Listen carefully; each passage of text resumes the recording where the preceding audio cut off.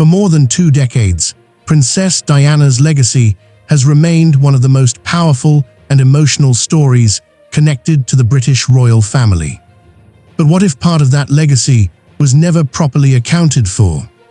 What if an old photograph suddenly revealed a piece of Diana's past that raised questions nobody expected to answer?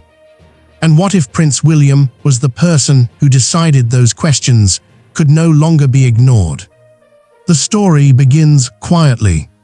There is no palace announcement.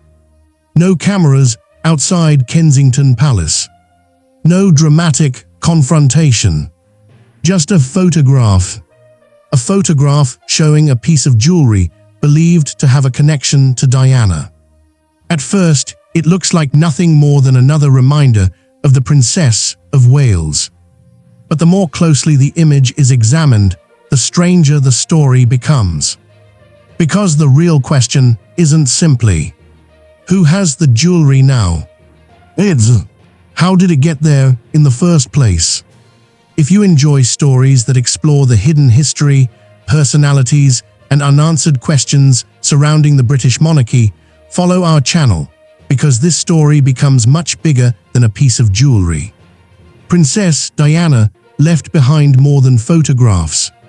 She left behind a legacy that continues through her sons, their families, and the generations that followed. William was only a teenager when his mother died. The world saw a young prince walking behind her coffin. Millions watched. Millions mourned. But what the cameras could never show was what happened afterward. There were possessions to sort through, personal memories to preserve, private decisions to make, and a family trying to move forward while the entire world continued discussing the woman they had lost. Some of Diana's most recognizable possessions remained part of the public memory. Her clothing, her photographs, her famous engagement ring, the jewelry she wore at important moments. Each object became more than an object. It became a reminder. And that is why the photograph was so important. If the piece really was connected to Diana, then its later history mattered. The first step was identifying it. Was the design genuinely consistent with something Diana had worn? Was the photograph authentic? When had it been taken? And who had possession of the piece at that time? These questions sound simple. They weren't. Royal possessions can have complicated histories. A piece can be gifted, inherited, loaned, stored, altered, moved between private and institutional collections. And sometimes, years later, the original trail can become difficult to reconstruct. That appears to be what made this discovery so intriguing. The photograph seemed to open a gap between what people remembered and what the surviving record could actually establish. And once that gap appeared, William's name entered the story. Not because there was an established public scandal. Not because William had publicly accused anyone. But because Diana's legacy is deeply personal to him. William is not simply the son of a former princess. He is the future king. And as the Prince of Wales, he now occupies the same historic position his mother once held. That makes every question surrounding Diana's legacy unusually sensitive. For William, the photograph could have been viewed in 2 completely different ways. As a harmless historical curiosity, or as the beginning of a much larger unanswered question. According to the dramatic account behind this story, he chose to investigate. Quietly. No public statement. No accusations. Just questions. Where had the piece been? Who had recorded it? Who had transferred it? And why was the later history so difficult to follow? The first records provided no simple answer. One reference pointed toward private ownership. Another appeared to describe a different arrangement. And an old photograph seemed to complicate the timeline. That was the first major warning sign. If the jewelry was genuinely connected to Diana, the historical trail should have been clearer. Instead, there appeared to be gaps. And gaps create possibilities. Perhaps the records were incomplete. Perhaps the item had been moved without being properly documented. Perhaps it had been privately gifted. Or perhaps the entire assumption about its ownership was wrong.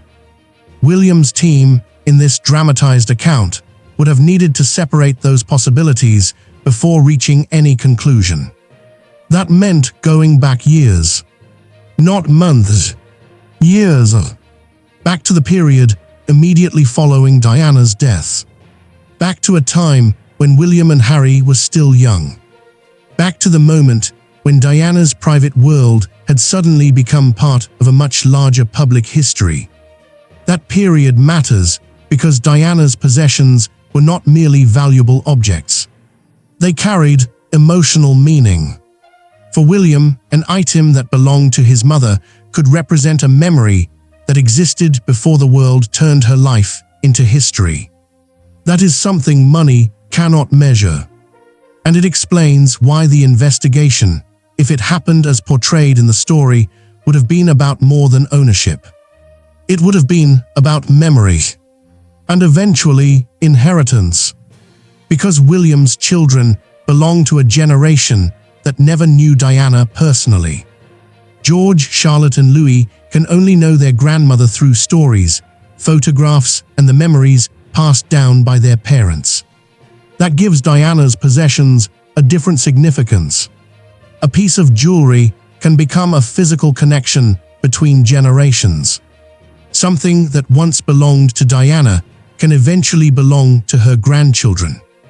And that is where the story begins to become more serious. The question is no longer, where is the jewelry? It becomes, who should decide where Diana's legacy goes next? The investigation reportedly uncovered references to other pieces. Not necessarily missing. Not necessarily stolen. Simply difficult to trace. Some had clear explanations. Others did not. And when several objects connected to the same historical figure begin appearing in incomplete records, investigators naturally start asking whether there is a larger explanation. This was where the story moved toward the wider royal family. And one name inevitably became sensitive. Camilla. It is important to separate the dramatic narrative from established fact here. There is no basis in the material provided to conclude that Camilla personally took, sold, or concealed Diana's jewelry. But because Camilla's relationship with Charles became one of the most controversial chapters of Diana's life, any mystery involving Diana's belongings and people within the wider royal circle would naturally carry emotional weight. That history gives the story its tension. William isn't simply investigating an object. He is potentially investigating something connected to the most painful chapter of his family's history. And there is a deeper question underneath it. Could the monarchy protect Diana's legacy without reopening old family wounds? That question had no easy answer. So William's supposed strategy was not to confront anyone immediately. It was to build a record. Photographs, dates, descriptions, ownership references, anything that could turn uncertainty into evidence. That approach was important because the story could easily have become another royal media storm. Instead, the investigation remained private, at least for a while. Then another image reportedly appeared. And this one was even more interesting. It showed a second piece with apparent links to Diana. Suddenly, the first photograph no longer looked completely isolated. There was another object, another historical connection. Another incomplete trail. And that changed the question. Instead of asking where one piece had gone, investigators now had to ask, how many pieces were difficult to account for? That question would lead them deeper into Diana's personal history. And eventually, it would reveal something that William had not expected. Because the jewelry wasn't the only thing that seemed to be missing. The paperwork was missing too. The missing paperwork was arguably more important than the missing jewelry. A piece of jewelry can be found. A document can explain where it came from. But when the document itself is absent, the history becomes much harder to establish. That was the problem William's team now faced. They had photographs. They had descriptions. They had references to objects. But they didn't have a complete chain connecting the past to the present. So the investigation moved backward. Year by year. Record by record. The period after Diana's death became the central focus. It was a complicated time for everyone around her. William and Harry were still growing up. The monarchy was under intense public attention. And Diana's possessions had suddenly become part of an extraordinary historical inheritance. Some items were publicly known. Others remained private. That alone isn't suspicious. Families have private belongings. Not every personal object has to be publicly catalogued. But the more the investigation compared photographs with later records, the more questions appeared. One photograph showed Diana wearing a piece. A later record seemed to place it somewhere else. Then another reference suggested a different location. The timeline didn't completely fit. William reportedly wanted an explanation. And that meant asking questions that could make people uncomfortable. Who had handled the item? Was it transferred legally? Was it a gift? Was it simply stored somewhere else? And who had the authority to make that decision? These were not questions that could be answered with palace gossip. They required documentation. So the investigation expanded. Old inventories were examined. Historical photographs were compared. Private records were reviewed. And slowly, a picture began to emerge. Some objects could be explained. Others remained uncertain. That distinction became crucial. Because the purpose of the investigation was not to assume wrongdoing. It was to separate fact from uncertainty. And William reportedly wanted the uncertainty reduced. The reason was simple. Diana's legacy would eventually belong to the next generation. William knew that. Catherine knew that. And their children would one day inherit a family history shaped by people they had never met. Diana would be one of those people. Her image would remain. Her story would remain. And the objects connected to her would remain. But without a clear record, future generations could inherit the objects without knowing the full story behind them. William didn't want that. At least that is the motivation presented by the narrative. He wanted the history attached to the objects to survive alongside the objects themselves. That led to an important idea. Create a permanent record. Not simply a list of jewelry. A record of provenance. Where each important item came from. Who had possessed it. When it had moved. And where it was supposed to go in the future. The principle was simple. Preserve the history before the history disappears. But then the investigation encountered a new problem. One of the pieces appeared to have passed through private hands outside the immediate royal household. Again, that did not automatically mean anything improper. Private ownership can be legitimate. Family possessions can move between people. And Diana had a life outside the formal structure of the monarchy after her divorce. But the more complicated the ownership trail became, the more difficult it was to establish where the line between personal property and royal legacy should be drawn. That distinction was critical. Not every piece Diana ever wore belonged to the crown. Some possessions were personal. Some were gifts. Some may have had other arrangements. So the investigators couldn't simply declare everything associated with Diana to be royal property. They needed evidence. And that made the old photographs even more important. A photograph could establish that Diana possessed something. A document could establish what happened afterward. Together, those pieces could reveal the chain. Separately, they left gaps. Then another problem emerged. Some records referenced objects without explaining what happened to them later. That created a new possibility.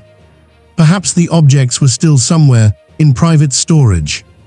Perhaps they had been given to relatives. Perhaps they had been sold. Perhaps they had simply been forgotten. There was no reason to assume the worst. But there was also no reason to stop looking. The investigation reportedly became broader. And as it expanded, the name of someone within the wider royal circle appeared again. This is where the story becomes particularly sensitive. Because the moment Diana's legacy intersects with Charles and Camilla's household, the emotional history becomes impossible to ignore. But William would have had to avoid turning the investigation into a personal dispute. That meant keeping the focus on evidence, not personalities, not old arguments, not the past relationship between Charles and Diana. The jewelry, the records, the facts. That was the only way forward. Then came another discovery, a reference to an old storage arrangement. It wasn't a dramatic document. It didn't contain an accusation. It was simply an entry describing where certain possessions had been held. But the location didn't match the later record. That created a new gap. Where had the items gone? And who had moved them? The investigation now had a specific point in time where the records became unclear. That was valuable, because instead of searching through decades of history, William's team could focus on a narrower period. The search became more precise, and then came the possibility that some pieces might have left Britain. That would change everything. Once an object crosses an international border, recovering it becomes much more complicated. Ownership laws differ. Records differ. Private companies can hold assets. Collectors can operate quietly. Auction houses can maintain confidential information. And historical jewelry can move between countries without ever becoming headline news. So the investigation reportedly expanded beyond Britain. The story began looking at international records. And that was when the mystery became much larger than anyone expected. A private transaction appeared to connect one of the objects with an overseas intermediary. Again, there was no established evidence in the source material that the transaction was illegal. But its existence raised an obvious question. Why had a piece connected to Diana entered a private international trail at all? That question could not be answered simply by looking at palace records. William's team would need outside information. Auction references, private collection records, photographic evidence, historical sales, anything that could identify the object's journey. Then an even more troubling possibility emerged. What if there wasn't just one unexplained piece? What if several pieces had followed similar paths? The investigation started comparing objects. One had disappeared from public view.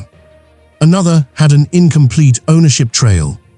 Another had been photographed but couldn't easily be located later. Individually, each case could have an innocent explanation. Together, they created a pattern worth investigating. And that pattern reportedly changed William's priorities. He no longer wanted to recover only one item. He wanted to establish a complete inventory of Diana's most historically significant possessions. That would make future confusion much harder. Every item could be documented. Every transfer could be recorded. And every important piece could have a clear destination. For William, the most important destination would not necessarily be a museum. It could be his own family. Because Diana's legacy was becoming part of his children's inheritance. The symbolism was obvious. The woman who had once been the Princess of Wales would eventually be remembered through the children and grandchildren who followed her. Catherine's position made that symbolism even stronger. She had inherited the title Diana once held. She had become one of the monarchy's most recognizable women. And when she wore jewelry associated with Diana, the public immediately recognized the connection. That connection had power. It transformed an object into a message. The past was still part of the future, and William understood that. But there was still one major problem: the international trail. One record appeared to point toward a private company. The company itself did not necessarily reveal who ultimately controlled the assets. That is common in private ownership structures. A company can hold property without its name making the individual owner obvious. For an investigation into historical jewelry, that could create another layer of uncertainty. Who actually possessed the piece? Who had authority over it? And could its connection to Diana be proven? Those questions remained unanswered. But one thing was becoming clear. The original photograph had opened a door. Behind that door was a history of transfers, incomplete records, and unanswered questions. And William now had to decide whether to keep the investigation entirely private. There were obvious reasons to do so. Public accusations could damage people who had done nothing wrong. A media storm could distort the evidence. And any conflict involving Diana's name would immediately attract worldwide attention. But secrecy carried its own risk. If the investigation remained completely private, future generations might never know what had been discovered. So the answer had to be somewhere between silence and spectacle. Documentation, preservation, and patience. Then another photograph surfaced. This time it showed a different piece. The date was significant. It appeared years after Diana's death. If the identification was correct, the object had still existed long after the period when some records suggested its history had effectively ended. That was the breakthrough. It proved the trail hadn't simply gone cold. It had continued. Somewhere. With someone. And William's team now had another direction to follow. But there was a problem. The person who had photographed the item wasn't necessarily the person who owned it. The image could have been taken at an exhibition, a private event, a collection, or simply during a personal viewing. The photograph proved presence. It didn't prove ownership. That distinction prevented the investigation from jumping to conclusions. And perhaps that was the most important lesson of the entire search. A photograph can raise a question. A document can support an answer. But neither should be mistaken for proof of wrongdoing. William reportedly understood that. So the investigation continued. Quietly, methodically, and eventually it reached the point where someone outside the palace noticed what was happening. A journalist began asking similar questions. The story was still obscure, but Diana's name has a way of turning obscure stories into major stories. Once the possibility of unaccounted-for jewelry connected to Diana became interesting, public attention was inevitable. And that created a new problem for William. The palace could control its own statements. It couldn't control independent investigation. If reporters began asking where Diana's jewelry had gone, silence could become suspicious, even when there was an innocent explanation. The story needed facts, and that meant the records had to be stronger than the rumors. The investigation had reached its most delicate stage. William was now dealing with three separate issues: his mother's legacy, the integrity of the historical record, and the possibility that some objects were outside the family's control.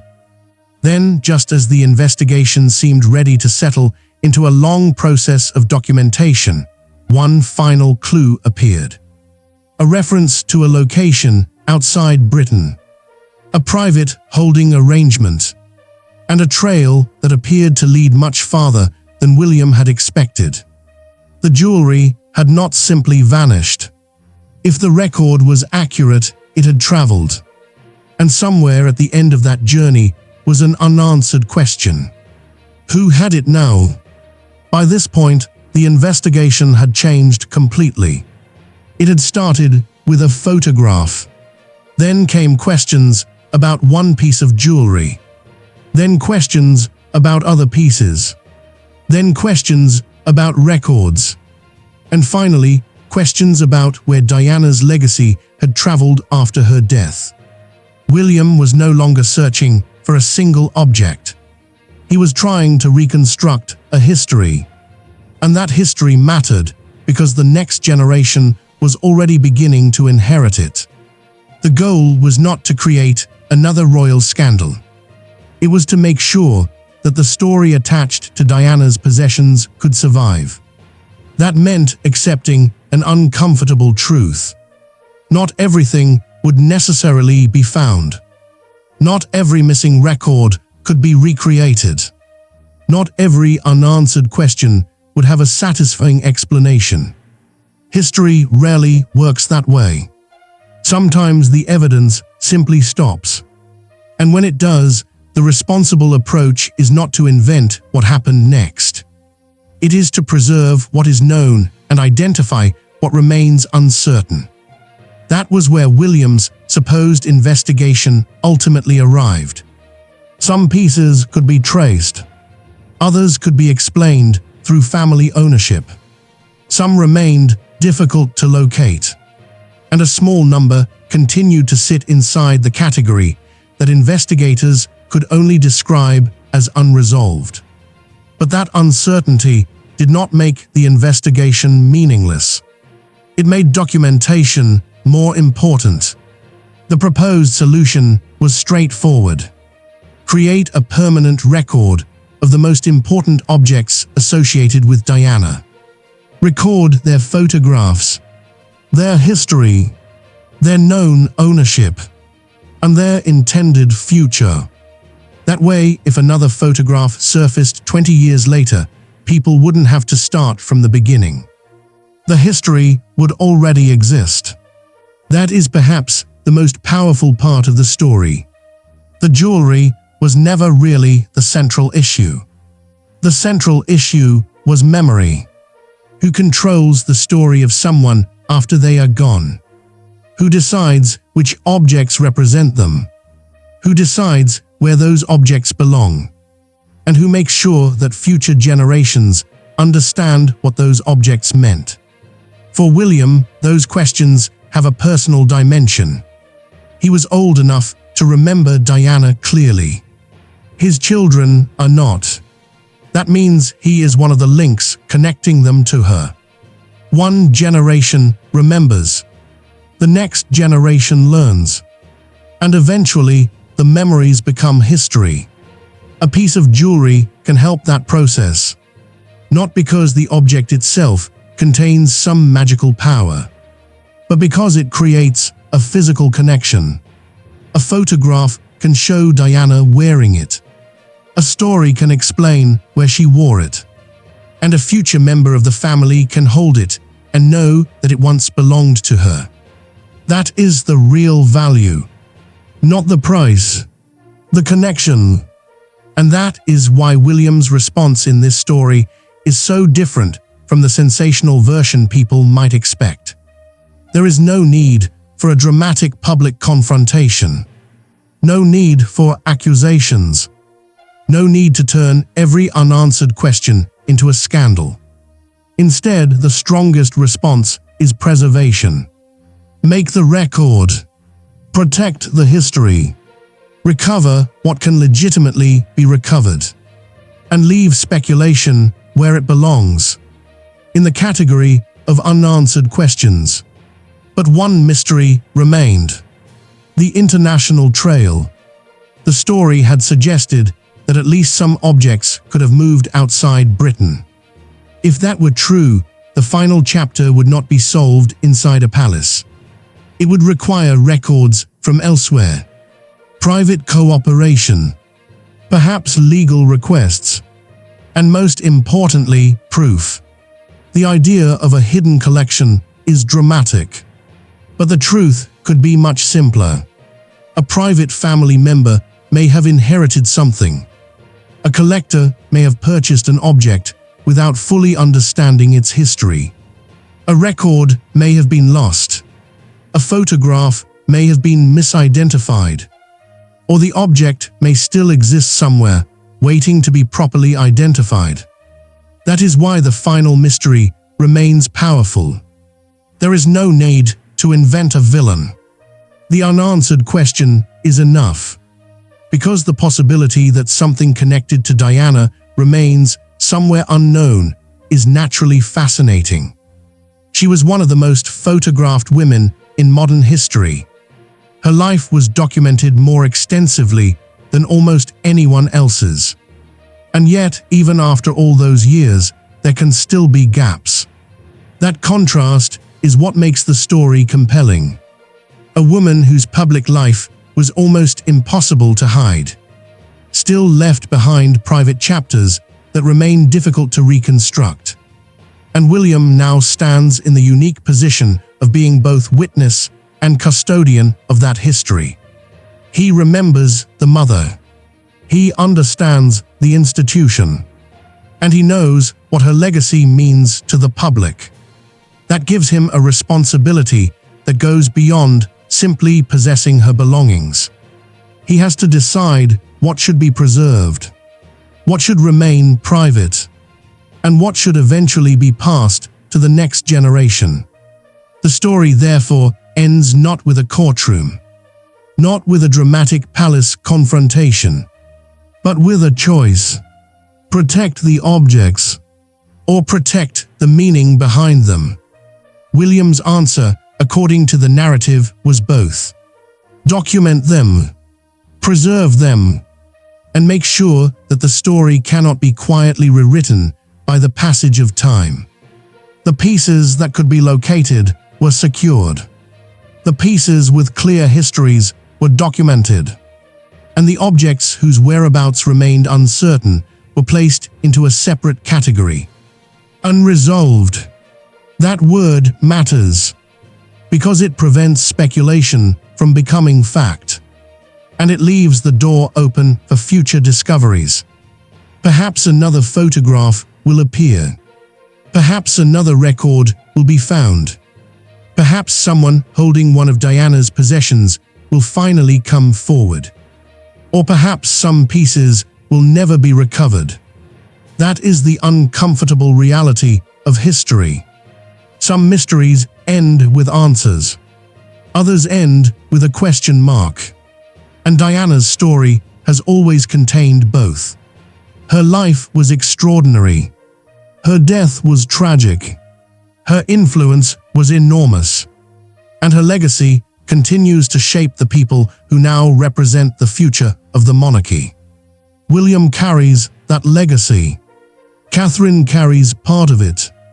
And eventually, George, Charlotte and Louis will carry it too. That is why the story of a piece of jewelry can become something much larger.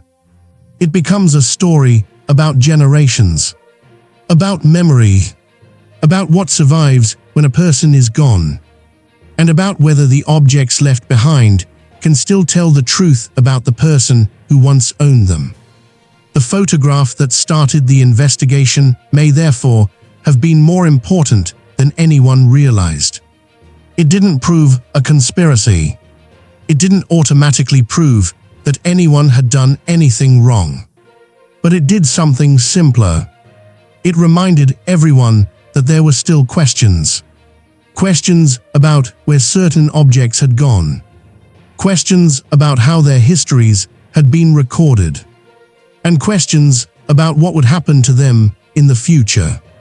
And perhaps that is the most fitting ending. Not a declaration, not a sensational accusation, just a photograph, and a question that refuses to disappear. Where are the pieces of Diana's story that we haven't found yet? Maybe they're sitting inside a private collection. Maybe they're hidden inside an old archive. Maybe they're with a family member who never realized their historical significance. Or maybe the missing records will one day explain everything. Until then, the mystery remains. And that is why Diana's legacy continues to fascinate the world decades later. Because some stories don't end when the person dies. They evolve. They pass from parents to children, from photographs to memories, from memories to history. And sometimes they return in the most unexpected way. A photograph, a forgotten record, a piece of jewelry, and a question nobody thought to ask until it was almost too late. If you enjoyed this story, follow our channel for more royal investigations, historical mysteries and stories from behind the British monarchy. Because the most fascinating royal stories are not always the ones announced from the palace. Sometimes they are the stories hiding quietly in the past. And sometimes all it takes is one photograph to bring them back.